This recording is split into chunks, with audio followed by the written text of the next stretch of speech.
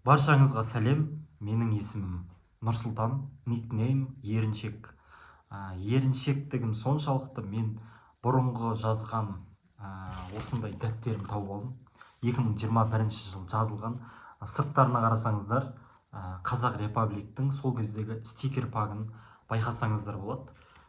Солай мен 2021-ден бері осы жазып келдім, бірақ қазір мүлдем жазуды тоқтатып қойдым.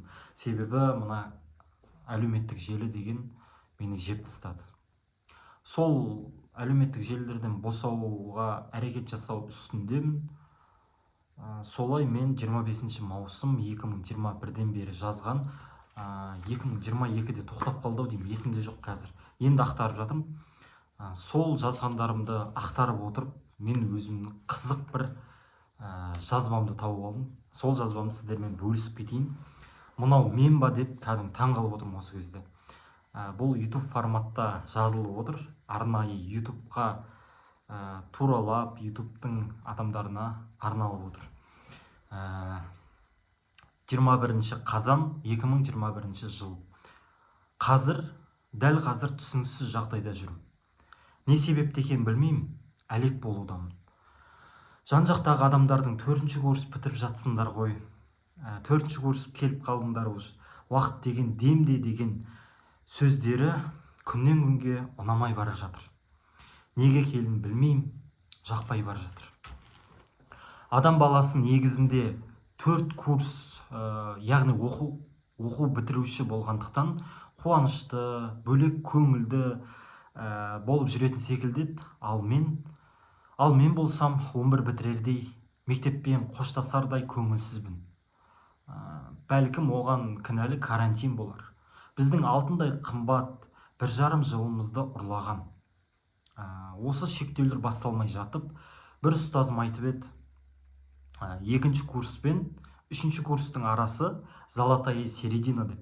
Бізге карантиннің алдында ұстазымыз осындай бір жылы сөз айтты. Ол кезде мән бермейміз, қарамаймыз, тыңдамаймыз. Бірақ қазір сол сөздерді естіп отырып, жүрегім сәл езіліп отыр. Сол себеп болып отырған шығар осы ренішіме, көңілсіздігіме. Универ қызықшылығын қайта сезінемін деп жүргенде, бұл шимаққа да қарамай кетіппін. Тура 1 ай болыпты. Сол кезде мұның атын Шимақ деп атағам ғой. Тура 1 ай өтіпті дегенім, қазір уже 5 жыл өтті. Мынаған мүлдем көңіл бөлуден қалдым. 3 тире қойып қойғам, типа арасын үзген сияқты болып ше. Қазір мен адамдарды іздеймін. Тапқым келеді, бірақ таба алмаймын. Немесе олар маған кезікпейді. Жоқ, мен қазір адамдар жоқ деп тұрған жоқпын, олар аз. Мына әлемде хайуанаттардың кесірінен олар көрінбей қалады. Өмірде қарама-қайшылықтың соншалықты көп, біз тіпті тірі жандарды кімге теңгерімізді білмейміз. Айтпақшы, мен өзім әлі де адам қатарында емеспін.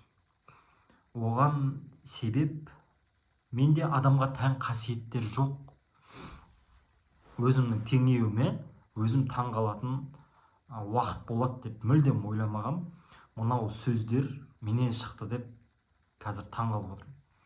Осы заманның басты ауруы және де адамды хайуанатқа жатқызудың бір себебі әлеуметтік желілер. Әлеуметтік желілер деп тырнақша қалып қойғам, жақшаға. Олар өздері ашық түрде жариялайды, сұхбатта береді. Яғни басшылары сол уақытта 2021-22-де ұялмай болғанда ашық түрде осылай айта бастады. Яғни олар басты мақсаты адамдарды барынша телефонға байлау, әрекетсіз қалдыру, шынайы өмірден алшақтату. Шынымен басты мақсаты солай, негізгі принциптері, мақсаттары солай. Осы проблема төңірегінде түрлі дебаттар, подкасттар бар. Соның ішінде айтылады. Біреуінде айтылады: әлеуметтік желіде қандайсың, өмірде сондай бол. Бұл сөз нені ұғындырады? Қазірде Инстаграмда, не ВК-да өз өмірлерін үлгі өнеге ретінде көрсетіп, жоқ нәрсені бар қылып жариялайды. Мысалыға, бартерге жеген тағамын, таңғы асымды әйелім дайындап берді деп, прокатқа алған көлігін жаңа көлік алдым деген секілді ертегілермен көрерменді қаралымға сатады. Мына сөзге мен бас идім кәдімгіше. Көрерменін қаралымға сатады деген менен шықпады, бұл сөз менен шықпады деп ойлаймын. Бұл жай күнделікті блогер жасайтын бір ғана влог мысал. Осы жағдай адамдыққа жатады ма, қалай ойлайсыз? Мақұл, менімен келіспей, алдау дегеніміз адам бойындағы кетпес дақ, өшпес әдет деуіңіз мүмкін. Жарайды, сіздің ойыңыз дұрыс деп. Кәдімгі мына жерде ше, кетпес дақ, өшпес әдет деп. Әдебилігіме сөз жоқ мына жерде ше. Әдеби сөйлеп, кәдімгі әр сөздің мағынасын түсіндіріп, әр сөзге парқ беріп деген сияқты. Орнына қойып сөйлеп отқаным мына жерде мен сөзім жоқ. Бірақ адам бір кісіні, 10 кісіні алдауы мүмкін, көңілге қонымды. Алайда аудиториясына қарай 100 мың, 200 мың оқырманы бар блогерлер ше, оларда қалыпты жағдайға жата ма? Осы мысалдан кейін басқа деректерді керек етпейтін шығарсыз. Осы әңгіме аяқталған. Әңгіме ғылыми зерттеу жұмысы болып кетті ме? Олай болмаса да қызық емес еді. Мынау неге сүттен ақ судан таза болып отыр деп жатқан шығарсыз ішіңізден. Мойындаймын. Мен де әлеуметтік желі қолдандым және қолданып келем. Бірақ керегін. Сол кезде уақытша бір айдай, бір жарым айдай әлеуметтік желіден бас тартқан болатынмын. Өзіме челлендж, мотивация ретінде бір солай қызықты бір эксперимент жасаған. Ол кезде бірақ керек еместерін өшіріп тастап, кәдімгі былай жазып, керек еместерін өшіріп тастағаныма да көп болған жоқ. Кемінде 2 аптадай уақыт. Ол кезде 2 апта кейін уақыт ұласып, бір жарым айдай Инстаграм және ВК-ны өшіріп тастағам. Ол кезде ВК-ның кәдімгі прайм кезі ғой.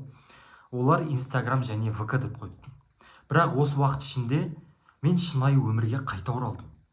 Айналама қарауыма, кітап оқуыма, қажет мәселелерде адамдармен сұхбаттасуыма, ізденісіме уақыттар табылды. Шынымен де сол кезде кәдімгі мына басымдағы өзгерістер болып, әлеуметтік желілер тастағанның көмегі ретінде шынымен де қатты өзгеріс болды. Адамдармен араласуым болсын, бос уақытым көп болған себебі адамдарды қатты тани бастадым, өзімді тани бастадым. Бұл сезіммен әлеуметтік желілер толығымен зиян емес, пайдалы жақтары да бар екенін айтқым келеді.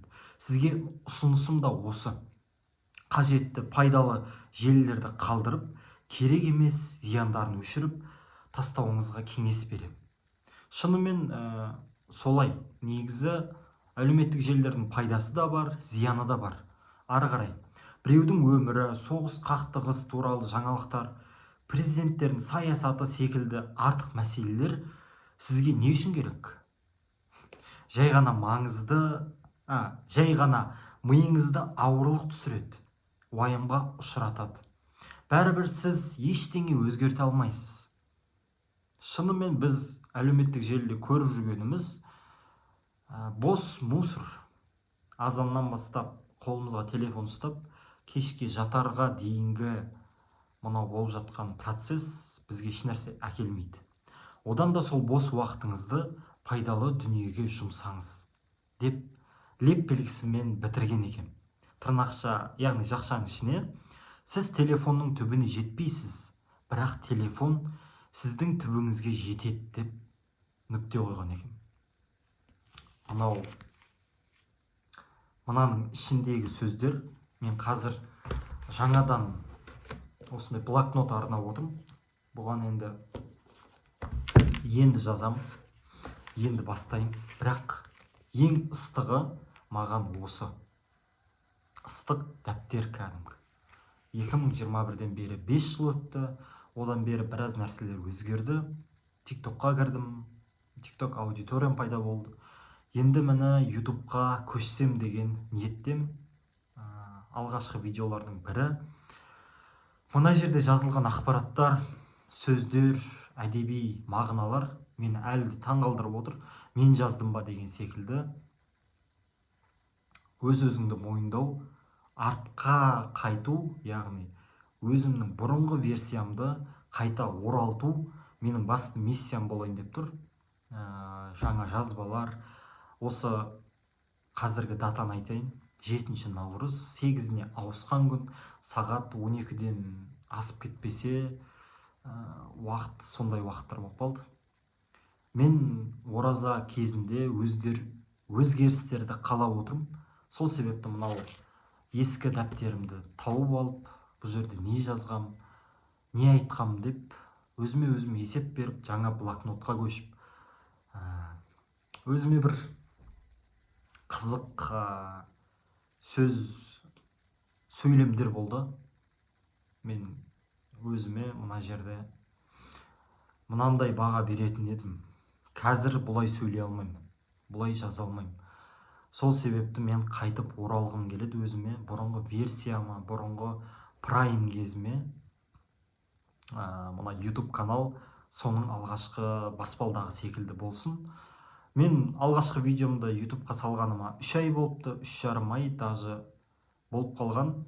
Сол себепті мен қайта мынау YouTubeқа көшуді жоспарлап отырмын. Сол видео ұнаса, мынау әлеуметтік желілер жалпы деген, мынау не дейді бұны? Статья дейді ғой. Статья деген газетте жарияланатын бір мақала ұнаған болса, сіздерге лайк басып, комментарий жазып, сіздерде осындай бір прогресске көшкілеріңіз келіп жүрсе, қолдау білдіріп кетсеңіздер болады. Мен алдағы уақытта тағы да осындай ақпараттармен, өзімнің сөйлемдерімен бөлісетін болам. Сіздерге рахмет көңіл бөліп тыңдағандарыңызға. 13 минуттық бір қызықты әңгіме болды деп ойлаймын. Баршаңызға рахмет.